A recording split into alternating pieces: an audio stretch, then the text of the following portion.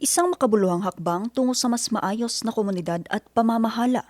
Ito ang layunin ng isinagawang Orientation on Best o Barangay Seal of Good Local Governance for Barangays ng Department of Interior and Local Government o DILG sa Tarlac noong April 6. Ginanap ito sa Executive Boardroom sa Tarlac City at dito tinalakay ang mga pamantayan at inisyatiba para mapaigting ang performance ng barangay sa lalawigan. Binigyang diin sa programa ang kahalagahan ng maayos at responsableng pamamahala sa antas ng barangay.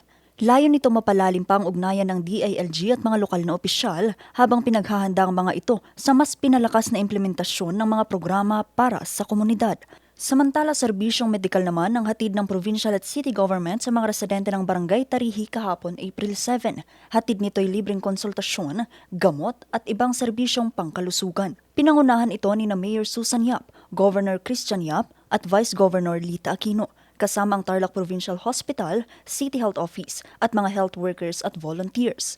Patuloy naman ang pagpapatupad ng mga ganitong programa bilang bahagi ng layunin ng pamahalaan na mailapit ang serbisyo sa mas maraming mamamayan sa Tarlac. Vanessa Bugtong, Nation on the Move.